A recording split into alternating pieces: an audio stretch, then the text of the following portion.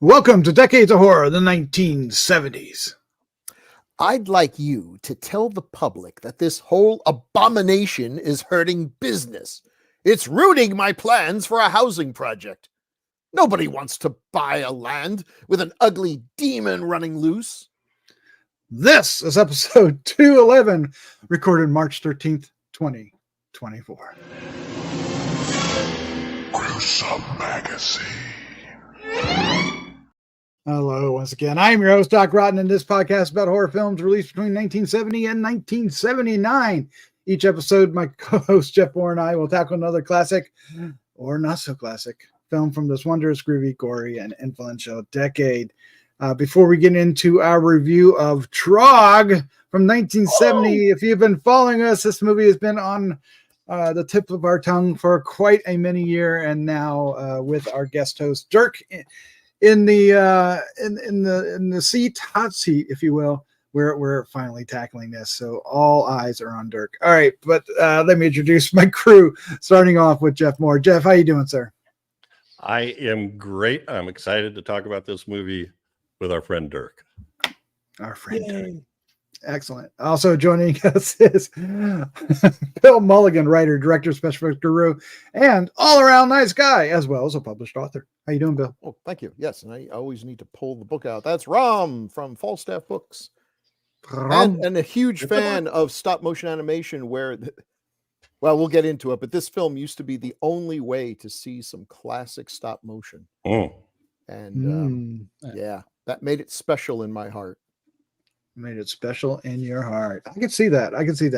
Also joining this week is special guest host Dirk Rogers. We are so thrilled to have you here. Once again, I think you've been on a podcast or two by this time. I have, I believe, right? And it's always a joy to have you back. And you picked Trog, but I did. Thank you for joining us. Pleasure to be here. Trog is, you guys have been talking about it for a while, and when you guys asked me, it just kind of popped into my head, and I was like, perfect time. So perfect time. It was absolutely the perfect time. All right, and I'm excited to get. Ed would love you a poster behind you there too, Dirk. Oh, yes, yeah. yes. The whole man cave thing is awesome. I want to ask about every one of those life masks. absolutely. Let's see, Rutger Hauer, David Bowie, old Vincent Price, young Vincent Price. Holy and I think that's actually a casting of the melting head of Freddie Krueger from Nightmare Part 2. Wow. That is awesome. That's so cool. So cool. Wow. Cool. I got a bunch of cats. Yeah. I love cats. Got a couple pictures. I got one sitting right there. So there you go. All right. Before we get into our review of Trog, a little bit about what's going to go down, we're going to start off giving you our first impressions of the film. Those first impressions, we'll explore when did we first see this film? What did we think of it? When does it hold up today? And then we'll discuss the film. We're just going to get into all kinds of things, usually about the directors, the director, the cast, and some of the shenanigans that went on with the film. It's going to be a good time. And then we have some feedback today, Jeff. We do, and that'll be a blast as well. Yes, I don't know if you're going to throw it to me or not, but also check out our partner station, the at Play Now Media. Wicked Horror TV carries these Decades of Horror 70s podcasts on video, and they have lots of cool stuff there too. Absolutely, that's exactly where I was going to lob the next ball. Let's take a look at the card, and then we'll get into our what we thought of it. I think this might be a little out of order, but we're going to do it this way this time. All right. Trog, 1970. Yay! Directed by Freddie Francis. It's written by Aben Kandel. Aben Kandel. Right? That's exactly what I said. I just learned that by listening to the commentary. So. There you go. Dirty dog. Peter Bryan and John Gilling of the original story. The cast includes Joan Crawford, Michael Goff, Bernard Kay, Kim Braden, Joe Cornelius, David Griffin. The production is Herman Cohen Productions. It was filmed in Berkshire, England, and UK. Production dates were May of 1969 through February of 1970. Release date was July 1970 in UK, September 30th, 70 in the US. The budget is around $2.5 million. And this is basically, you got it from the Crawford website. Interesting. Yeah, a guy and Dirk turned me onto that. I got lost in there for a while. The concluding chapter of Crawford website. And then domestic box office is 2.3 million. Synopsis is a sympathetic anthropologist uses drugs and surgery to try to communicate with a primitive something. A primitive. Yes, I didn't know there was going to be a scroll on there. So Yep. it goes to the bottom. But there you go. If you recognize the man in the ape mask and the furry shoulders and the bare ass legs, well, you know what film we're talking about. But put that up again just for a second, Doc. You got it. This is the footwear a hip Trog was wearing in 1970. Yes, Definitely. yes. Look kind of like short mucklucks. Yeah, yeah. Come right out of the cave. Yeah, came right out of the cave. They survived billions of years as well, right? Yeah, a primitive troglodyte who is found living in a local cave. He just found there, living in a local cave, minding his own business. Minding his own business. Yeah, there you go. All right, let's get into this. Dirk, you're up first. When did you first see Trog? What was your first impression, and does it hold up today? I thought I had seen it when I was younger, but I watched it for the first time, I guess, last week, because when I started watching, I realized that I had only seen clips. And when I first watched it, I was like, wow, this is some glorious trash. And then I watched it again a day or two ago, and actually, I really enjoyed it a lot more. I think its main shortcoming is just the screenplay. It makes a lot of weird leaps and things or just the first Splunker, when he dies, they never retrieve the body. They can't retrieve the body, but there's all this, I don't know. There's just some weird jumps in the story, but Crawford, everyone else is given their all. It's shot gorgeously. And now maybe it was, when I watched it on a website that Jeff provided, and even though it had a lot of commercials in it, it just looked beautiful. It looked like it was the Blu-ray. It reminded me of all the Hammer films of that time and a little bit before. But yeah, I enjoyed it a lot, actually. There is some pretty large gaps in logic. But I'm not even just the costume, but just the, and the cool, it has these weird ties. It's kind of like a Forrest Gump in a way to a lot of other films. I mean, it has ties to everything from 2001 to Fulci films to to Hammer and Star Wars. So yeah, I enjoyed it a lot, actually, the second time I watched it. You enjoyed it a lot the second time you watched it. The first time I was just like, it's glorious trash, but the second time I saw the beauty in the trash. Hiding behind the trash. There you go. I like that. The beauty in the trash. One man's trash is another man's art. Beauty. Bill Mulligan, you're up next. When did you first see Trog? What was your first impression? Does it hold up today? I think I saw it on like the late show, and I knew to look for it because the dinosaur sequence was a holy grail for me. It is something. I had the Viewmaster. Remember Viewmasters? Well, they had one called like Prehistoric Beasts of the Past or whatever, and it was just. I thought that it was clips from the animal world, but I now think that they just took some separate shots of the models on the, to just for the Viewmaster, because there were scenes in it that are not in the animal world, and the animal world was like a lost film. As far as I knew, it was never shown anywhere. So this is my only chance to see this footage that was animated by Ray Harryhausen, my hero. And it was the only time that one of the few times that he and Willis O'Brien, who did King Kong, his mentor, were able to work together. It was the last time. And so it had real importance to me as a stop motion fanatic. So I got to see that and everything. And, I was able to deal with the movie. I was there for the stop motion, so I wasn't really paying attention. This time when I saw it, and it's been a long time since I saw it, I got mixed feelings. I appreciate that Joan Crawford is acting as though she really believes she's going to get an Academy Award for this. She is not half-assing it, and I respect that. I'm sure she knew this was not one of the greatest films that would she be remembered by, but she still gave a performance in it. But boy, that costume just the costume kills me, because actually the head mechanism is pretty good. Agreed. Compared to something like Rawhead Rex or something, it's genius. It has good motion, has a tongue. It looks like it belongs there. It just doesn't match anything else on the body. It looks like they stuck a mask on a muscle guy, which is what they did. They made no effort to make his arms or legs or costume match this mask. So it makes the mask look bad because the skin is so different and everything. That irritates me. And like Dirk said about the script, oh my God, everyone in this movie except for Joan is a moron. And you know, the whole idea that Michael Goff, who is just, he's like the villain from a Scooby-Doo cartoon.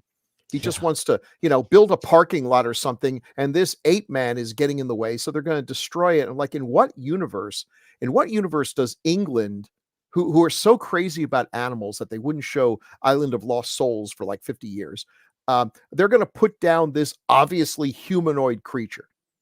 I've seen sketchier looking people on a subway in New York, but somehow they think that they can put down this humanoid creature like it's a rabid dog or something. And people are legitimately arguing about this. It's like, did the Nazis win? It makes no sense. My suspension of disbelief got resuspended. It just didn't work. Did not work at all. And so that it just seems really dopey to me now. I still like the stop motion, but then I was able to actually get a copy of the Animal World. So who needs you, Trog? Who needs you? Yeah, at least Thory Walters is in here as the magistrate. Good to see him in a small role. Jeff, you're up next. When did you first see Trog? What was your first impression? Does it hold up today? Yeah, first time was a couple years ago. My first impression of it was pretty much like Dirk's. It was just viewing it as a movie, not for the podcast. It was sort of like, yeah, it's pretty trite. But watching it now, I changed my mind a lot, because I look at things a lot differently after doing the podcast, and like Bill said, the mask, it's so weird, because the mask is great and the rest of it is like,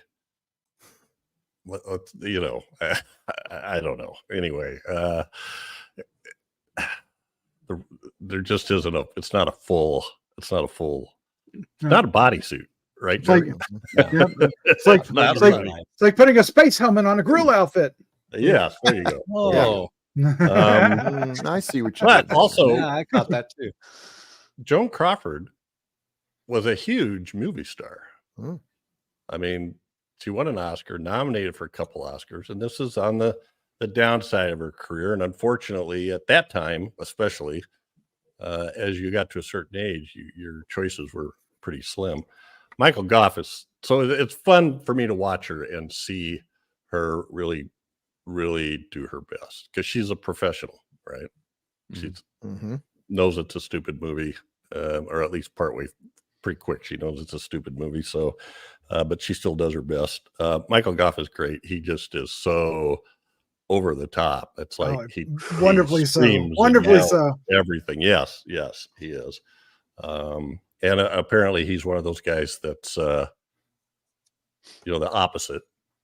He plays these nasty characters in a lot of these movies, and I guess he's just the sweetest guy. So that's why they call it acting, I guess. That's right. That's why they call it acting. I think I will stop there, but I enjoyed it this time around. There's just things I got a kick out of, and we'll hit them later. Yeah, hit them later. Yeah, there's plenty to talk about. All right, so this movie is kind of like the car for me. It's like a guilty pleasure from the 70s that I know it's not a good movie, but I saw it very young and it left a huge impression, which I'm going to share with you here soon. So hang on, because you're going to like this. But I definitely saw it, like you were saying, Bill, the late night movie or something. And it was CBS late movie, and I found a episode guide. And I don't know if I saw it the first time or one of the others, but it played like February 24th, 1972 at 11:30 on like a Thursday night. It also played on May 30th, 72. It played September 14th, 73. And it played December 6th, 1974. And I don't know which of the four I saw, but I saw one of those showings. I distinctly remember it. And the reason why, for me, I didn't know any better. So the troglodyte looked fine. It looked scary. As a kid, as a 7 or 8 year old, it was scary. And then you saw the dinosaurs. Ooh, even though that doesn't make any goddamn sense. But we'll get into there in a second. But what I want to share with you is that this movie is one of the, and I'm embarrassed, my face is probably turning red. This is one of those movies that gave me nightmares. I had like this and Carrie and Deliverance. Well, the other two make sense, right? But this one, yeah, sure. But I gotta share this because I remember this nightmare to this day.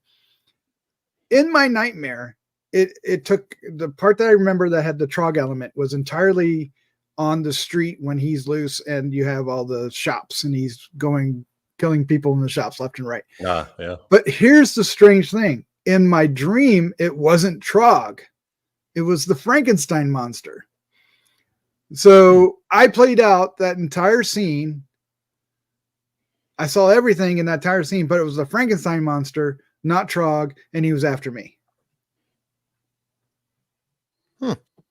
So why? And here it is. I don't know, way too many years later, and I still remember that dream so vividly because he comes around the corner, and I'm expecting Trog, and it's the Frankenstein monster, which is ultimately even scarier. So wow. Go figure. I'm a weirdo, but that's what happened. So this movie has a very special kind of place in my memory in my formative years, learning about horror movies, enjoying horror movies. I don't know if I ever saw this movie again until recently, when we watched it finally for this episode.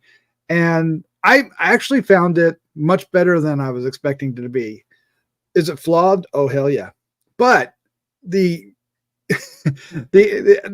actors in this they're either taking it seriously enough, but a lot of them have their tongues planted firmly in their cheek, especially Michael Cohen. But so it has this, I don't know, it has this strange air about it, and it's really well shot. I mean, Freddie Francis does a great job with this, and the scenes I'm talking about when he's attacking the shop owners is quite scary, and it has a little bit of a precursor to a movie that would come about 4 years later in Texas, right? Yep. So there's a lot of interesting things going on with this movie, but mileage will vary. We'll just put it that way. You may not like this movie, but for me, it'll always have that special place in my heart, and I enjoyed watching it again. I didn't find, yes, the makeup's hokey, but for me, it worked. It worked. Yay. All right. Before we get into further discussions and looking at posters and pixels of cast and everything, I believe, Jeff, we have a tradition. Yeah. But yes. How are we going to do it without Chad here?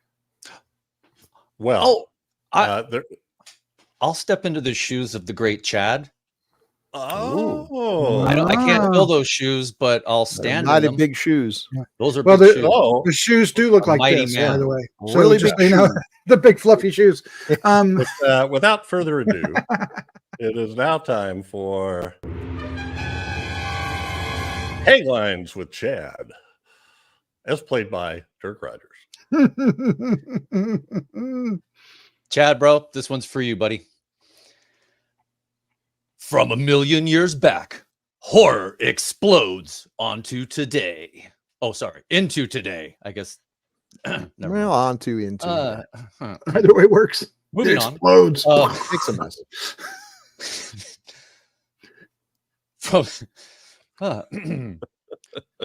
From the boiling rage You gotta of read a these world. ahead of time because Yeah. I'm sorry, Dirk. You gotta read these ahead of time because the words just don't roll off. No, they No, don't. not Yeah, at all. as I'm finding out right now. Yeah. From the boiling rage of a world hurled back 1 million years comes Trog. Well done. All right. Yeah. Nice. Found one missing link and all the terror that goes with it. Yes. Mm. If you're a young lad who Yeah. likes the car. Yeah. Here comes Trog. You'll laugh at yourself for being so scared, but don't laugh at Trog. Wow. Wow. That's terrible. That- Pretty bad. That just makes you sit back and like, whew. Yeah. And the final one: horror, suspense, adventure, goosebumps, and thrills. You'll have none of those things. That's Trog.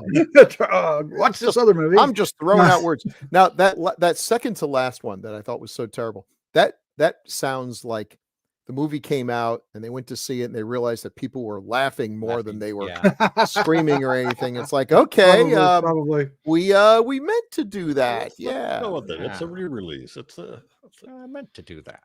Yeah. Yeah, that's right. Yeah, see?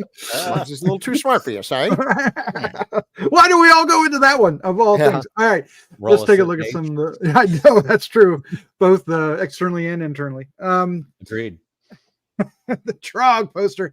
I do remember this Trog. Now, do any of the other of you have fond memories of seeing early pictures of Trog, like in either the the books that you would put on your table, or the Famous monsters. Famous monsters, right? Yeah.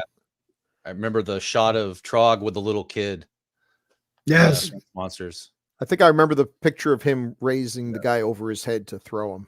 Mhm. The produce seller. Yeah. Yeah. Yeah, because I Boy. mean, out of context, the costume doesn't look bad. I mean, if you look at here, that picture at the top, that looks Looks good. great, doesn't it? Yeah, agreed. That the mask is good. Yeah, The the mask mask is is good. fine. I just want to say, is there any profession that gets kicked in the teeth more in these movies than like a fruit stand vendor? If you're selling Or- fruit in a or- movie or vegetables or anything, you know your stand is going to be destroyed by a car or a troglodyte or something. You know, it's just whew. Yep. The Yeah. overhead must be Or tremendous. gremlins. Yeah. All right. Here's a couple more posters. Look at that. Is that it was on a double bill with Dracula AD 1972? I thought it was on a double bill with Dracula has So do Risen I. from the Grave. Oh, Both I of thought them. it was Both Taste of the them. Blood of Both of them. Dracula. I think they This just is- slipped in whatever No, it's, Dracula it movie was they both had. of them. I saw it. Yeah, there's an ad in with Taste of Blood of Dracula, but apparently 2 years later it was with. Yeah. I'm sure they tried to re-release it, tried to get something out of it, right? Nobody's When it was originally first released, it was on a double bill with Taste the Blood of Dracula, Mhm. right? Yeah, it Dracula was. Right. In fact, And I saw an interview with Joan Crawford where she mentioned that because she was upset that it was being treated as a horror movie. She signed up for a science fiction film, and she did not think that it belonged with Dracula's bloody fact- something. that double feature was the #1 box office movie in the U.S. Oh, for wow. There you go. Yeah. 1 week. Well, One week. that's more than any of my 300,000 movies can say. in December, I think, or first week of December 1970. Yeah. Okay, so it may not have been a great movie, but it was #1. There you Huh? go. Or at Yeah. least Taste of Blood Dracula was. Wow. All right. Here's a couple other posters. Bill, this is from the producer. Tell us Herman more. Cohen, I believe. Yeah. Hey, that's some primo trash there. Except for Bela Lugosi meets a Brooklyn gorilla, but that's worth being there even just for the title. This is some fun movies here. Yeah. I- Good drive-in fare. Oh, Oh my yeah, God. These are Monster Kid specials, aren't they? They're just look at Absolutely. them. they Well, were, this is on the permanent fourth- rotation on Creature Features. This is the 4th of his movies that we've done then. Because Wow. Conga, I Was a Teenage Werewolf and Horrors of the Black Museum. We also did Berserk. but Okay. unfortunately the tapes were lost, and The tapes Oh. were lost. Oh, that's The hilarious. infamous lost episode. Were they yeah, lost? it was the classic era's lost episode. I accidentally deleted it, Oh wow. and nobody wanted to Do do it. it again. Oh, moving on, he says. Moving on. You know, Herman Uh, Cohen, real quick. Herman Cohen actually plays the bartender in Yes. Trog.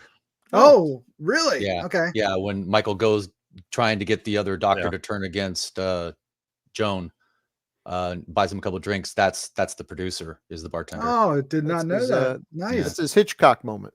Yeah, he did that a lot in a lot of his films. Did his little Hitchcock moments. Although it may have been just to save money having to hire an actor to play a bartender. Quite Herman possible. Cohen was kind of cheap. Yeah, as evidenced. I'm And amazed. for- You said this movie cost $2.5 million. I'm kind of amazed. Well, That that's they what they spent said. They spent that much money on it? Yeah. How much I think Probably most of it The- was Joan, right? Yeah. a film historian named David Val. Oh, I always get his name wrong. Oh, if it's the one I'm thinking of, he knows his stuff, so I'll take his word for it. David Del Val.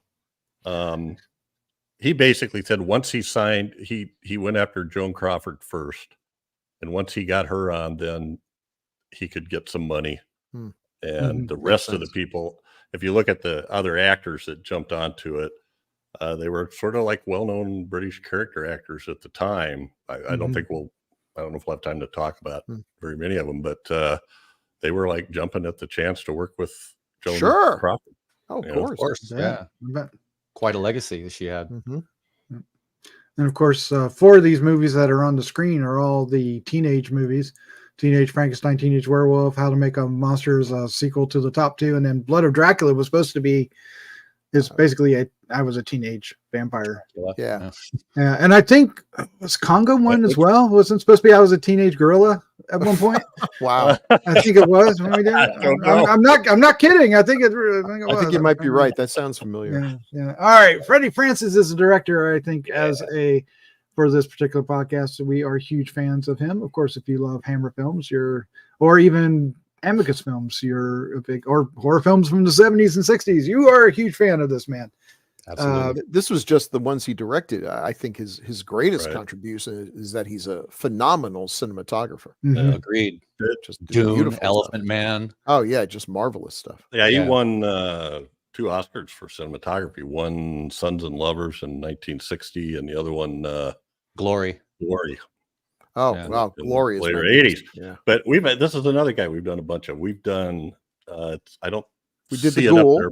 Ghoul. We did the Ghoul. Mm. And Class and Girly on 70s, or also known as Mumsy, Nanny, Sonny, and Girly.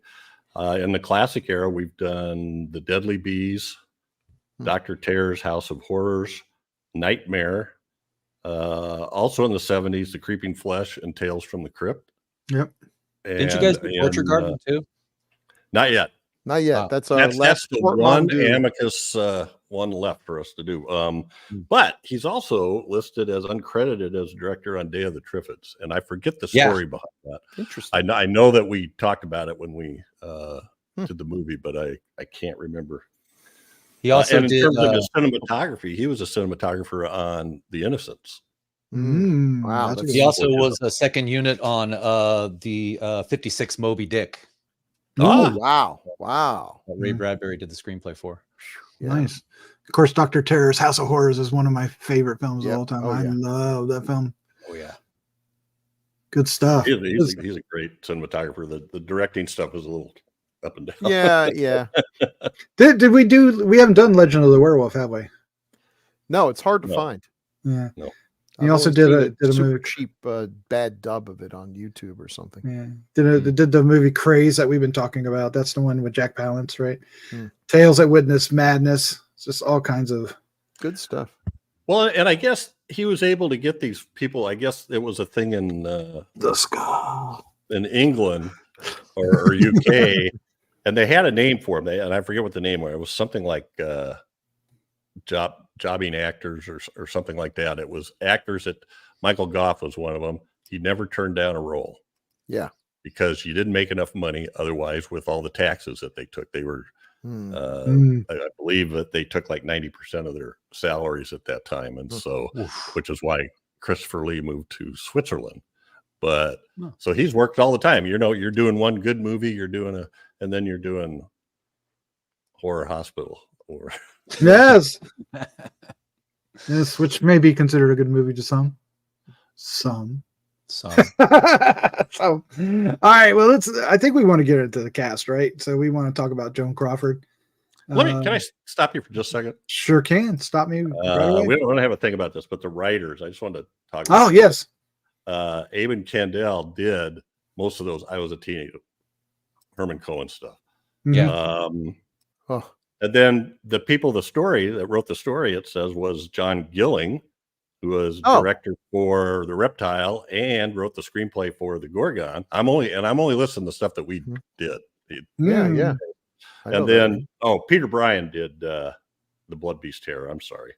Aben Kandel did all those other Herman Cohen ones that we talked about. Peter Bryan was a writer for The Blood Beast Terror and The Brides of Dracula. So and Hound of the Baskerville too. Yeah, these guys were 2 out of 3 ain't bad. Around in there, yeah. All right. Carry on. I just think it's interesting. These guys. It is absolutely around together. Yeah. All right, Joan Crawford. Trog.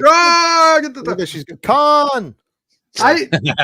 What's interesting is I don't remember her being all that good when I saw it as a kid, but seeing it now a week ago, I thought she actually was really good. Mm-hmm. Yeah. I know there was talk that she had the director was saying that besides being drunk a lot, that she had to use cue cards. And I only caught that maybe twice when I could see her eyes reading, but it was literally only 2 scenes. Everything else, she seemed like she was pulling it off like a pro. Yeah, and there seems to be some disagreement about that because the actor who played Trog shut down all those rumors, said she was a total professional. Agreed. So I don't know. David Del Valle is like a huge Joan Crawford fan that did the commentary on this movie on the Scream Factory Blu-ray. He said that the idea that she was drunk was a lot of horsepucky. Of course she drank. I mean, but he said everybody, like what you were just saying, everybody said she was complete professional and didn't forget her lines and was on the spot. So I don't, the truth is probably somewhere in between, but she was also, as we'll see in another picture, very friendly and nice to a lot of those. Yeah, she seemed to be someone who, once you worked with her, if you got along with her and everything, she'd send you letters for the rest of your life. And yes, that she was. I that too. It's like Christmas cards and anniversaries. Yeah, I mean, so much of what we think about Joan Crawford now, unfortunately, is colored by "Mommy Dearest," which, again, how much of that was true? I think it's also somewhere down the middle.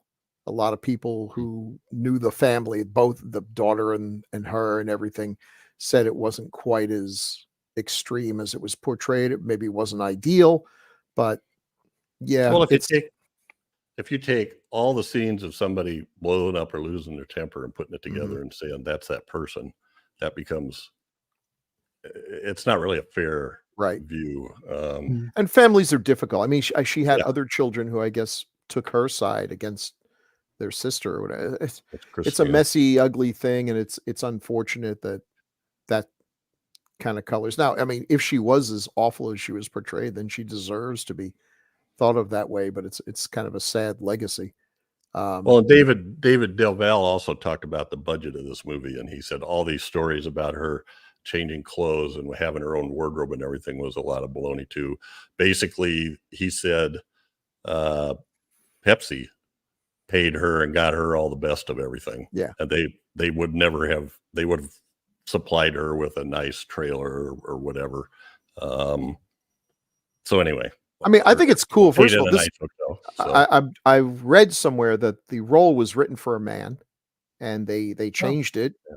And I don't think they changed a whole lot, which is cool, that her being a woman is of no significance except, because she's Michael a woman, Go. she has to be, right. He's being a jerk.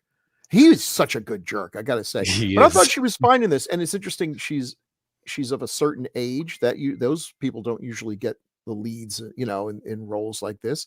It's interesting to see an older woman playing the lead in a horror movie. That doesn't. How many of those are there?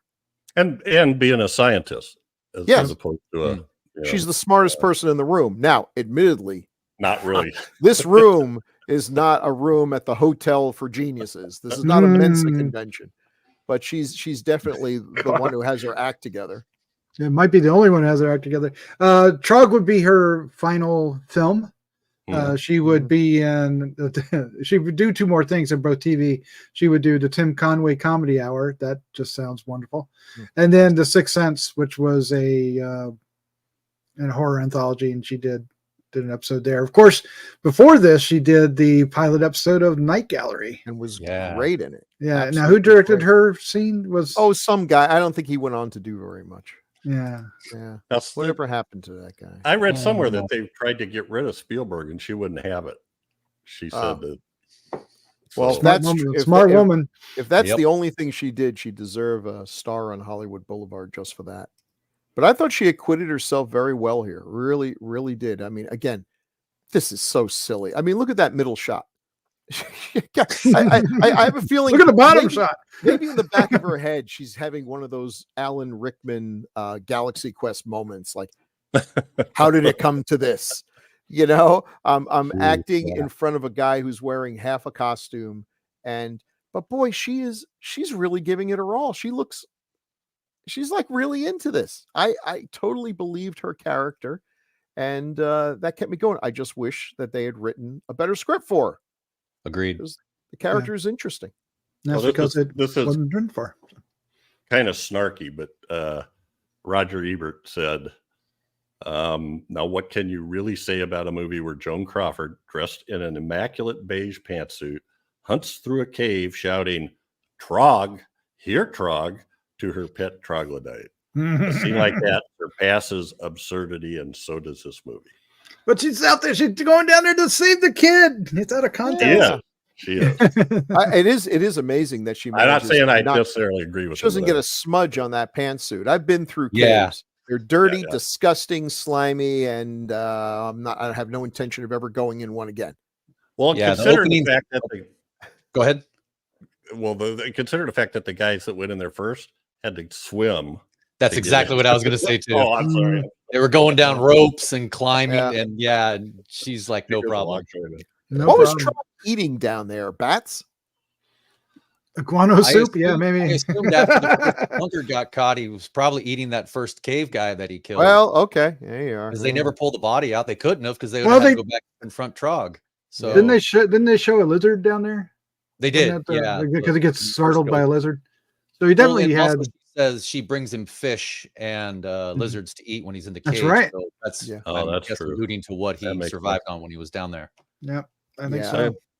Apparently, she made $70,000 for this movie, which is not a bad paycheck. I mean, it's not star, but considering 1970, that was 1970, 70,000. Plus, she was, I believe, she owned a piece of the project too. Well, and she also got, I think it was $50,000 a year from Pepsi to represent, which shows prominently in a few scenes. Yep. Yeah, that's right. That's right. Yeah. Because she was married to the chairman for a while. Well, there you go. That works out well.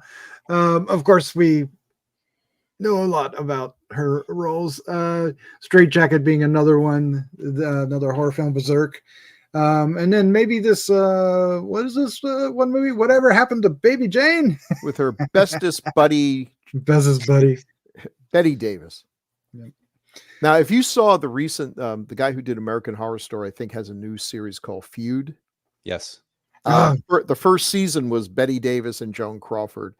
And it's really juicy. Now, he may have played a little fast and loose with the facts. And there's actually a scene toward the end of her life when she does Trog. And they go out. Really? Did I miss it? They make it look like a Bill Mulligan production. Like she shows up on the set and, she's changing in the bathroom or something. I mean, they have no budget. They really made it look much chintzier than it really was. They also showed her drinking on set too in that. Mm-hmm. So they were definitely covering her a certain way. Yeah, I will say the Trog costume in Feud looked pretty convincing as Agreed. a Trog costume, not convincing as an actual troglodyte. But There you go. Well, those two on the bottom are William Castle movies. yeah, Straight Jacket. I saw what you did. I mean, she wasn't making top draw anymore. These are not, Hollywood prestige pictures, but they made money. So I was scrolling back through because I've seen her in some stuff in it, and I don't know. I think it's like around the mid 50s or something where her look, she kind of reinvents herself a couple times. Yeah. And in the 40s, she did some sort of film noir stuff that's really pretty good. Oh, well, this is from the silent film, The Unknown. Lon Chaney. So I'd be hard pressed to recognize that as Joan Crawford. No, she's gorgeous. Quite pretty. Absolutely. She made a number of silent films. I did not realize that. She did. Wow. So what I was kind of getting to, well, she was nominated for 3 Oscars and won one of those. The one she won was Mildred Pierce. Trog. Yeah. She won it for Trog. Well, let's show that one again, Doc, because I think that's a good example of how she looks like she's having fun. And the little girl, I don't think you fake that. Yeah, well, that's another thing that I think Feud selling Pepsi too. So.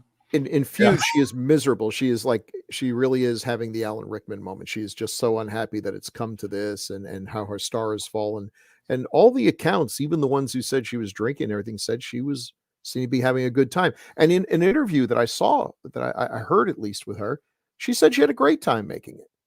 She at some point later said it was the worst movie she ever made, and that might be a fair assessment, but I think she enjoyed making it. Like apparently Michael Goff said at the end of the movie, she called for him and he was like, oh, and he kind of did the movie because he wanted to work with her too. Plus he had done a bunch of Herman Cohen movies, but so he went to see her and he wondered what it was she was going to give him. He was kind of excited, and here, I have this for you. She gave him a Pepsi pen. No, Pepsi pen. Now, the person telling the story, this was later when he was doing a film or doing a play in New York, said that pen was on the desk. So, like, it's a funny story that she didn't give him much, but he apparently held on to it. Yeah, Are you saying it's a pin or a pen? Pen, a writing utensil. Okay, gotcha. I thought you said pin when you said it. But I wanted to mention some of her other ones because so she won the Oscar for Mildred Pierce. She was nominated for a movie called Possessed, and also nominated for a movie called Sudden Fear with Jack Palance and Gloria Graham, which is an amazing film noir. It's a really good flick.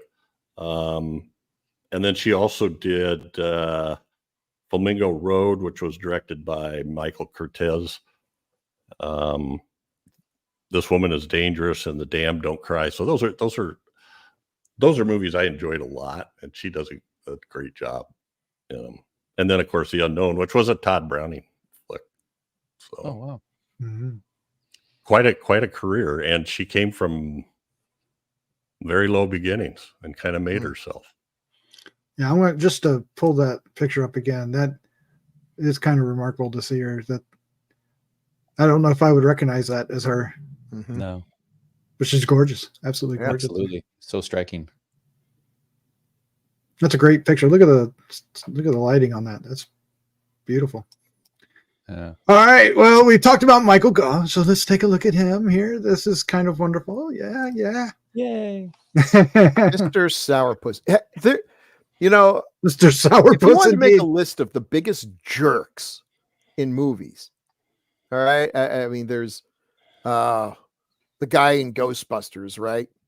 Dickless. Yeah, he's a jerk. And this guy, this is everything you hate in someone.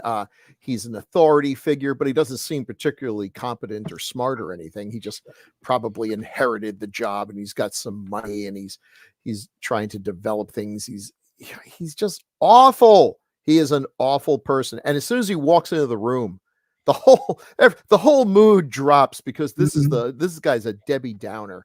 He's got nothing good to say about anyone. He's just a schemer and a sniveling little weasel. I do like that he gets escorted out of the Yeah. room. Yeah, I did too.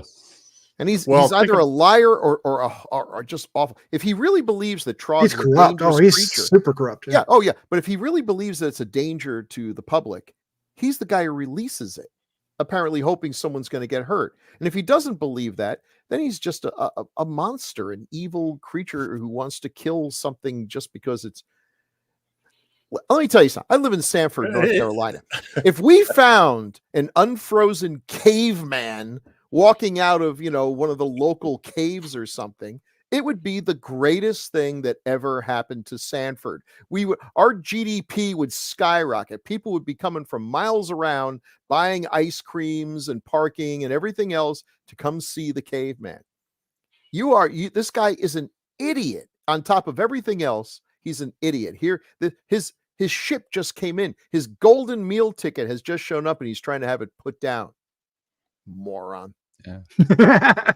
Well, we just did Conga that has that famous last shot where Conga shrinks down to the chimpanzee, and he's laying there on the ground, and there's dead Michael Goff next to him. Yeah, it's just a really ridiculous shot. And in Horrors of the Black Museum, he's like a devious serial killer. I mean, oh yeah, wow. We but got in those binoculars movies with spikes that come out, and sure, in those movies, yeah, he's a bad guy, but he's a competent bad guy. Hey, he made a gorilla grow to be as big as Big Ben. I've never done that. For all the times I've tried, I mean, he is able to do these things. This guy is evil, but he's not even good at what he does.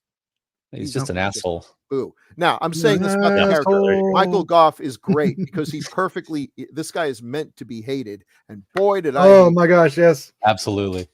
And I love the middle shot there where he gets absolutely. Trog jumps on the car ahead of him. And I'll even say I did fall into the jump scare. Should have seen it coming, but when he closes the door and there's Trog there, done. I'm like, all right. That was like my favorite scene of the movie. It was because he literally walks right past where Trog would already be standing there, staged, and doesn't see him. But when that comes down, and he's just like, yeah, Trog is stealthy when he has to be. Absolutely, that's what he's doing. Ninja Trog. Ninja Trog. All right. Speaking of Trog, who played Trog, sir? Joe Cornelius. Joe Cornelius, aka the Dazzler. The Dazzler. He's the guy standing up here holding on to bending that guy's leg or arm in some obscene way. I hope it's his arm. I think it might be his. Well, yeah, it is his arm. You're right. Yeah. Ooh, that would hurt. I wouldn't say I'm a fan of pro wrestling. I wouldn't give this guy the moniker the Dazzler. But I don't know. Maybe he had a good smile or something. It was dazzling, even. That bottom, the one with the leisure suit, kind of looks like Stacy Keach or Tom Atkins. He aged well, and he looks kind of distinguished there. You wouldn't guess, So what did you do in your youth? Oh, I was a grappler, you might say. And I dressed up as a caveman on occasion. Well, look, that was a smart move, hiring a professional wrestler to be Trog.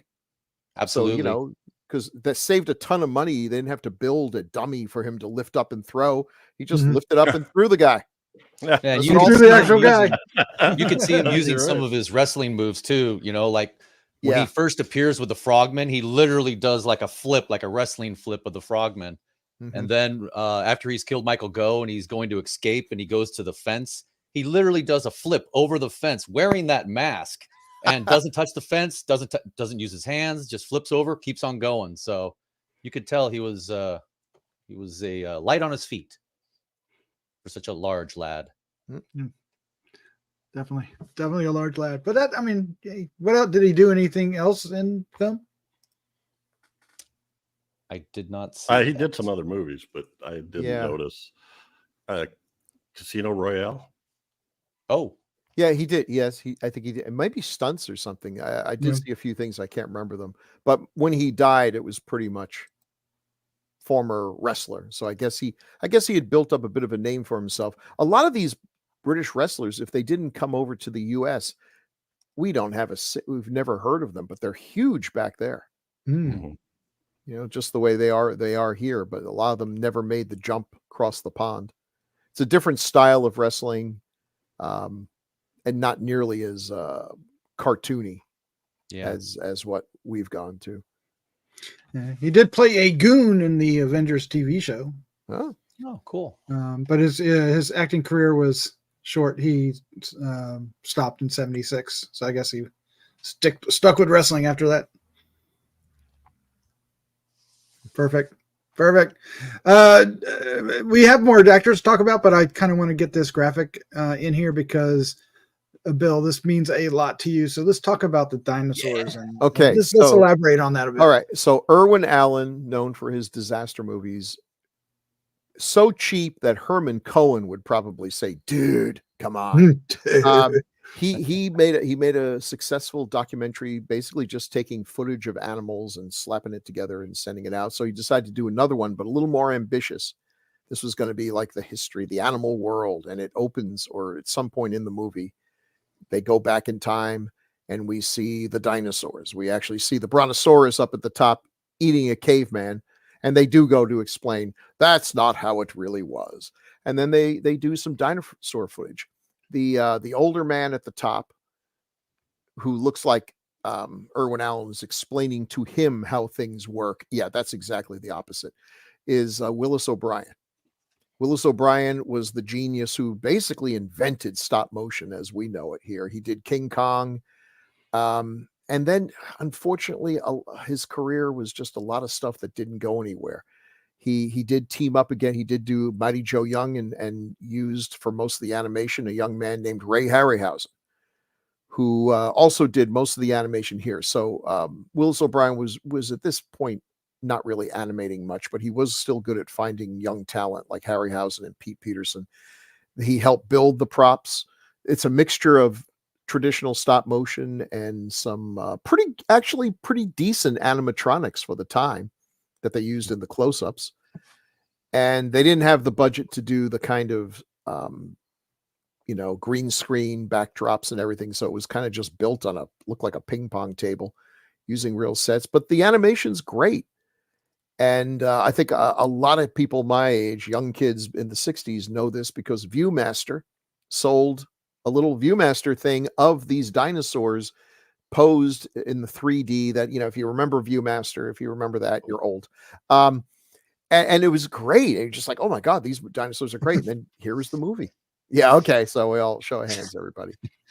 Yeah, those were great fun. Ray always regretted that they never got the chance to work again. Because when that scene comes up in the middle of Trog, I literally forgot I was watching Trog because it goes on for like 5 minutes, and I was so enraptured by it. Like, they don't talk, nobody talks or anything. I don't think. No. Other than it's what helps Trog talk at the end, for some. And it's exactly what I, as a child, wanted to see in a dinosaur movie. Dinosaurs show up, they immediately start fighting each other. And after 5 or 6 minutes of different variations of dinosaurs fighting and killing each other, the earth blows up with volcanoes and opens up and they all get swallowed by lava. The end, dinosaurs are gone. It's like, wow, well, that's exactly how I imagined it. Yep. That to me would be the perfect movie. So I searched and searched for the animal world and discovered they showed a lot of the stuff that was in Trog is pretty much it. It's a tiny little section of the film, but they put it on the poster, needless to say, fooling people into thinking they're going to see a real dinosaur movie. And they just got this, just enough to whet their appetite. Buggers. All right. Speaking of Trog and all these scenes, the top two are the scenes I was talking about that ended up becoming part of my nightmare, except for Imagine Frankenstein standing there instead of Trog. That's what happened in my head. But that actually, when he's on the rampage, is when the film actually kicks into gear. It actually, for me, it works, even though he looks silly. But at the same time, the attacks on the two shop owners are quite brutal.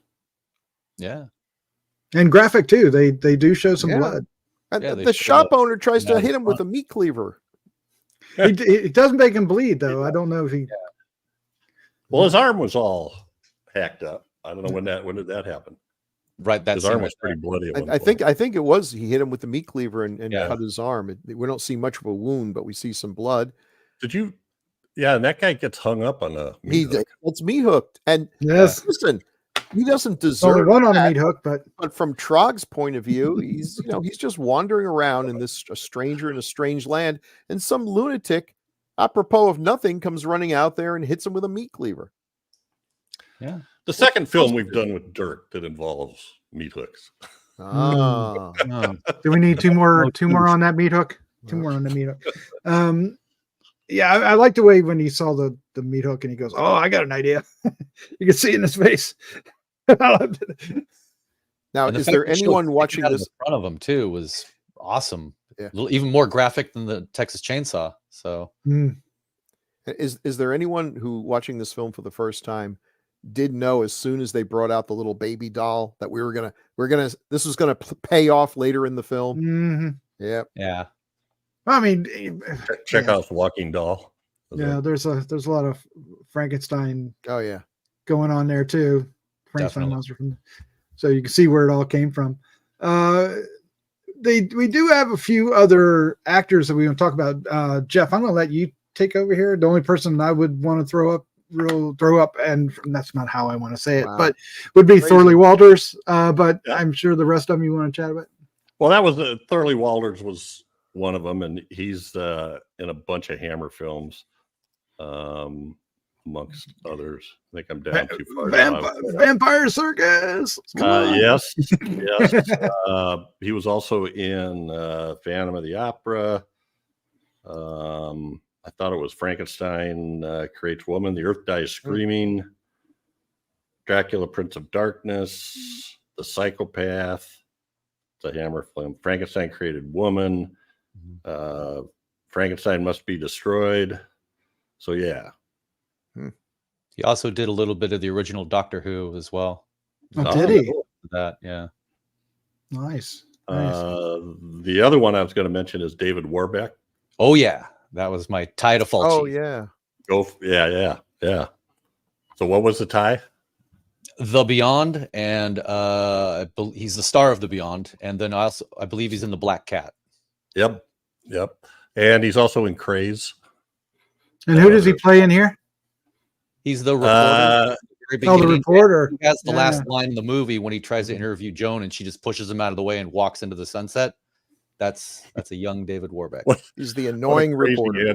Yes, great. Twins of Evil as well. Oh wow, Nice. very cool.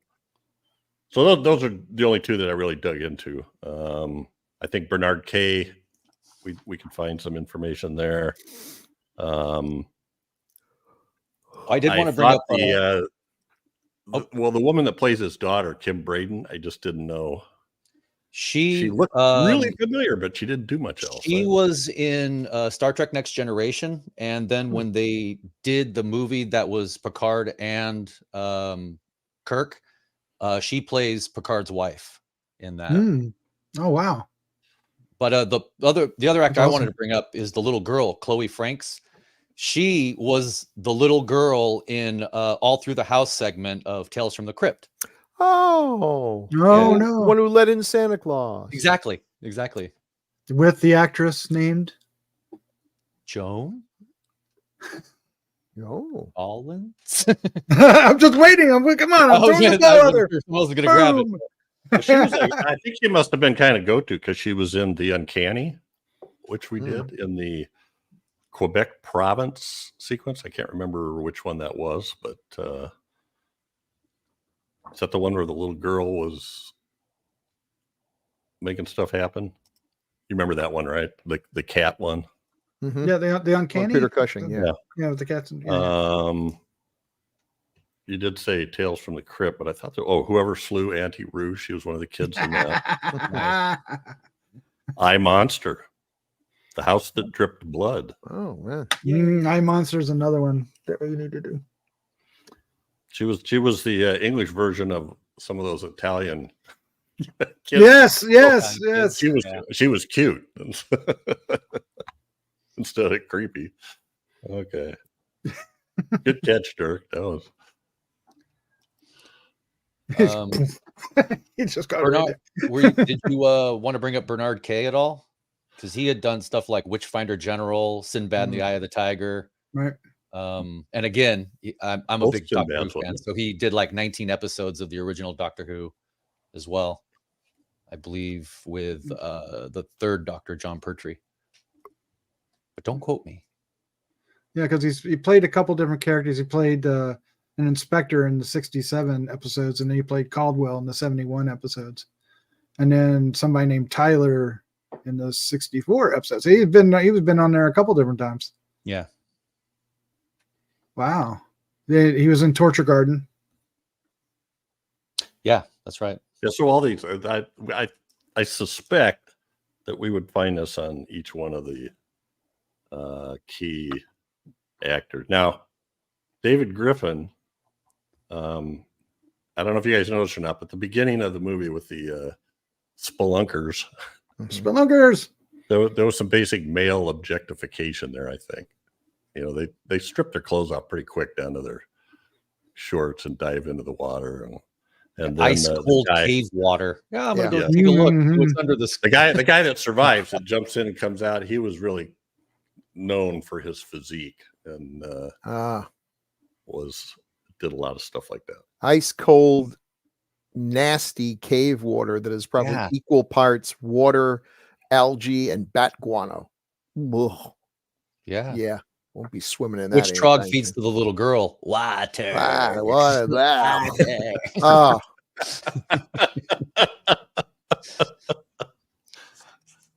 We're not even going to touch. We're not even going to touch the idea, the ludicrous idea that Trog is so old he remembers dinosaurs. Like, okay, fine. You know what? I didn't complain. 1 million years BC. So, well, he was all right. Well, this was originally supposed to be a tag-on picture. Oh, what happened? What did happen there? It didn't happen. Herman Cohen came along and said they were having trouble getting money, and Herman Cohen came along and was helping them at the time, and just said, "Well, hey, I'll tell you what, I'll just buy that from you." But it was also sort of a time for apes, right? This was right after Planet of the Apes, and right after 2001, which had that. I was in love with that opening scene with the apes in 2001. I thought that was one of the coolest things I'd ever seen. Absolutely. And they were completely covered. The apes were, as one would do if you wanted to make this believable. I just can't get over how good the mask was and how terrible it looks on his body. So Dirk, I don't know if you want to talk about this. We were discussing this at the beginning, but this is one of those internet things, I think, where there are two different stories going on. The designer Charles Parker had worked on 2001, and it is speculated that he may have rifled through the garbage and took one of the masks to make the Trog. I did look up how because the 2001 masks were done by Stuart and Kay Freeborn along with Colin Arthur and the aforementioned designer of Trog, and it said that they were first made with a plastic underskull with a hinged jaw. There were fake teeth and a tongue, which then freed the actor to use his tongue to operate the controls, which moved the lips. And I noticed that in Trog, that was basically true. So it's kind of hard to say if he actually rifled through the garbage and just kind of refurbed it, or if he took his knowledge from 2001 and just did it on a cheaper budget. But I think there is a little credence to the fact that the mask seems, as Bill was saying, it doesn't fit the rest of the body. It seems that if he had a bodysuit, it would be a little more symmetrical. And so it almost seems like it did come from something that did have a bodysuit. And when they decided to just use his skin to kind of make him half man, half ape, it made the head look a little bit more like a bobblehead, and it didn't really match. Yeah. But and then the other side of that is David Del Val says that that's all baloney, and that he fabricated 2 new masks from scratch for Trog. No one really wants to be accused of piffling, going through the trash and taking an idea from it- another, which is why Kubrick wanted to destroy all the stuff from 2001, because he was afraid it was going to start showing up in crappy low budget films. Yeah. So it's kind of ironic if this ended up actually being in Trog, but I don't know. I could see, I should have taken the time and done a comparison between the mask and some of the 2001 masks, but I took it on face value when I read that. So I took a look. I meant to actually post a picture from that. It doesn't look like the same mask to me. really, But you know, you take these things off and you do a little bit of work. You know, I wouldn't have recognized Joan Crawford from that picture, so I'm really not one to judge. There you go. There you Okay, go. I have to correct something I said. David Griffin was not the one known for the physique. It was John Hamill, who was he the very first guy? No, who he was. died? I had the right guy, just the wrong name. It was the Oh. guy that dived in after him to save him. The second one. Yeah. Yeah, and if you look at his IMDb picture, I don't know how I could have said the other name. He looks like Johnny Westmiller. He's basically flexing, yeah. oiled up with Speedos on. Like, As one is to do on a Friday night. What else are you gonna do? Right. Yeah. Exactly. Yeah. That's all right. What else do we want to say about Trog as we wrap this up? Like I said, for me, it's a guilty pleasure. It's easy to recognize the flaws, but at the same time, when I saw this as a kid, it made a lasting impression and helped.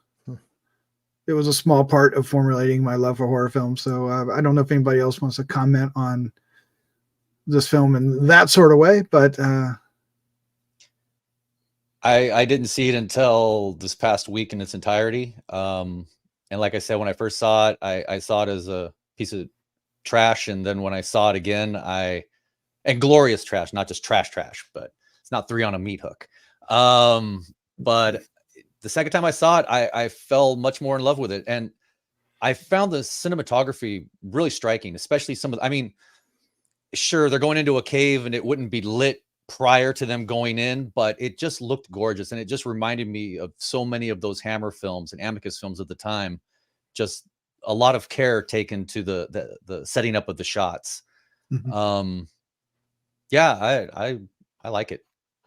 Now, I don't know if I'm going to call Jeff and go get the Blu-ray, but I was really curious, though, to know what the commentary said, on it. Look at that. It's got the Blu-ray right there. I will say, I was going to say, I will say it looked like on the sets that you could pick up the cage and just walk in anywhere you wanted in the room. Didn't look like it was attached to the floor very well. There was one other thing that I happened to see somewhere. I can't remember if they mentioned it in the commentary, but the casting director was a woman named Maude Spector, and she had quite a career. She cast Life Force, Yeah, Toby Hooper movie, The Boys from Brazil, The Spy Who Loved Me, both of the 70s Sinbad movies, Sinbad and the Eye of the Tiger, Sinbad and the Golden Voyage, and Lawrence of Arabia and Cat on a Hot Tin Roof. So you're saying she never achieved the level that she did with Trog? I see what you're saying. And she claims she was the one that suggested that Sean Connery played James Bond. I'm sure somebody had a good idea there. Yeah, We'll give it to her. Wow. Huh. Just the problem is he's not the only one. You don't talk about casting directors very much, but I thought that was kind of interesting. All right. Well, I'm so happy that we finally got to do Trog, and we hope you enjoyed our revisit to this gloriously goofy film. It is goofy. It was a fun watch for me personally. So thank you for picking it, Dirk. Yes, Yes. Dirk. So if you have Trog, if you have the chance to check it out, please do, and leave us some comments down below. Speaking of comments, I think we have some feedback, but before we do that, I just want to take a moment with Dirk and thank you for joining us once again. Yes. And I didn't really give you a big spiel when I introduced you, but is there anything you want to share about what your career may be? Well, I've been a special effects artist for since 1989, and but I've always been more of a lab tech guy. I've spent the last 20 years at KMB, and I have started to move a bit more into suit acting. I would say the next thing you're going to be able to see me doing suit work in is Interview the Vampire, the next season, in the first episode. You'll notice, you'll know who I am. I'm a creature. That's all I can say. Oh, cool. And then I'm getting ready to the next project I'm going to do is a TV series called Dark Winds, and for AMC again. And I can't really say anything, but that's a cool series. I've watched it. Is I just got into it, and I really the cinema. I mean, New Mexico is beautiful, and the way they shoot it though is just gorgeous. And the fact that they use Native Americans in front of and behind the camera is very noteworthy. So nice. They're based on books by Tony Hillerman that feature Joe Leaphorn and Jim Chee. I think. Jim Chee. As two tribal police officers. Set in the early 1970s, which is perfect for this podcast. Neat. Well, thank you for sharing, Dirk. I hope I didn't put you on the spot. No. I'm good. All right. Well, let's get into some feedback, Jeff. What do you have for us? Well, we only have 3. And they're 3? So maybe, I don't know.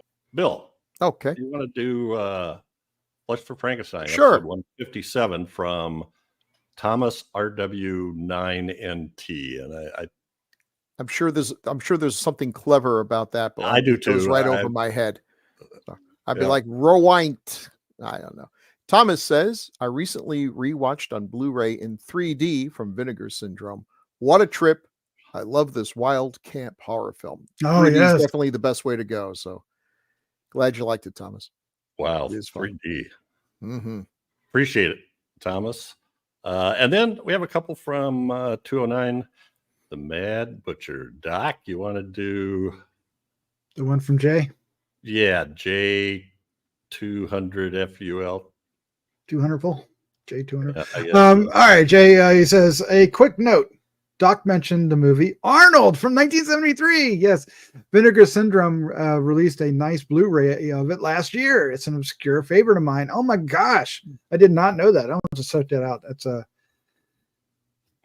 It's not. It's another one of those. It's not a good movie, but if it has that special spot in your, as you're a youngin' watching movies, it's going to live with you forever. Movie? No, it was. Okay. It was a theatrical film, but it's basically it's more comedy, but it does have horror elements. It's basically old dark house kind of film. People show up for a will, and people start dying one by one. They die in funny, graphic ways. So it's a silly film. Whoa, Stella Stevens and Roddy McDowell. Yeah, it's a great cast. A lot of eyeballs sticking out of paintings and stuff, watching people. Comedy horror. Okay. Yeah, a lot of. I think somebody dies when their shirt shrinks up around their neck. It's crazy stuff. Victor Buono? Yeah, that's probably why we brought it up, right? Yep, I think it is. John MacGyver, Farley Granger. I might have to go to Vinegar Syndrome now. Thank you. Elsa Lancaster was in it. The Bride. Yeah. Oh wow. All right. Dirk. Because I was going to say she was in Murder by Death. Remember that? Oh yeah. Yeah, the farting scene. Murder by Death. That's not, I was thinking Murder by Death, not Kill by Death. Okay. Jose Luis Herrera Lepron 9987 would like to say, concerning The Mad Butcher, this is one I always wanted to see, but haven't been able to find a physical media copy. Back in the early days of DVD, I think Something Weird released it, and I did find it at a used media store, but it was stupid expensive, and so probably out of print. I'll have to see if I can find it streaming. Well, we could only find it on Wicked Horror TV. That's the only place we could find it. And not a great resolution. But it worked. It was fine. Yeah, it did. Wasn't Yeah. It wasn't unwatchable. Let's put it that way. But it wasn't good. All right, that's it for today. Hey guys, send us your feedback. We know you're listening. Yes. And of course, hit the like and subscribe button, share with a friend. And every click helps us find more horror fans. Just like you. Yeah. And I know there's women horror fans out there for the 70s. Let's hear from some of our female listeners. too. Hey, ladies. Hey, lady. Oh gosh. All right, guys. Do we know, sir, what our next episode will be about? Yes, we do. Now, if I told you the guest host, you would probably be able to guess it, although I've written it down here. But I don't know if Dirk might be able to guess too. So the next movie we're going to do is The Ghost Galleon from 1974, Yes. directed by Armando de Osorio. Who do we know who writes a lot of lengthy letters, always extolling the virtues of the blind dead? Yeah, and explaining the difference between the blind dead and zombies and vampires. Yes. In length. Knowledgeable individual. That sounds like my old friend, Jerry Chandler. Jerry. Hey, do you think we can get Jerry Chandler to read a commentary, a letter from Jerry Chandler? Oh my God. Wouldn't that'd be stellar? Yeah. That'd be stellar. We'll have to pull one of the good ones out. Yeah. The authenticity would be through the roof. We'll probably get something. Well, that would be 80s, but I'm sure on 80s we're doing the Beastmaster next. Yeah. I'm sure he's going to have stuff to say about this one too. So Jerry, yeah, see, harassment does work. And then Renee says, thanks for the bribe, Jerry, or something like that. And, if he'd been on the 80s one, he would have found some way to make us watch Demonoid. Demonoid. Oh my God, Demonoid. He thought I was asking him about 80s, and that's what he put on. I know him so well. Demonoid. Really? All right. So, Ghost Galleon, we will after what 5-6 years or so, we're up to number 3 in the Blind Dead. Yes. There you go. I don't know when you guys get Tombs of the Blind Dead pretty early. Yep. Yeah. You and Santos. We did Return of the Evil Dead, the second one. So now we're number 3, and then at some point, Night of the Seagulls. Night of the Seagulls. One of the more interesting ones. Yeah. This one's got some. Is Night of the Seagulls the one where the miniature ship blows up at the end? Oh no, that would be the one we're gonna do. That's a Ghost Galleon, yeah. Yeah. But it does have some great atmosphere. How'd you know on it was the a boat miniature, one. Dirk? I don't know. Was it the way that the flames look like a birthday candle? That reminded me of when I was a little kid in the tub with a boat, and I was like, "Hey, yeah." So yeah, anyway. It works for me. All right. Well, there you go. That's our review. As we said, check it. Let us have some comments. We'd love to hear more from you. And hit the like, subscribe, share with friend buttons, all that goodness. Bill, Jeff, thank you for joining me. And Dirk, thank you for coming out to hang out with us once more. I hope that you will do so again and soon. Yes. Thank you. Yes. Thanks, guys. Always a pleasure. Always to a pleasure to be with you guys. And Chad, miss you, buddy.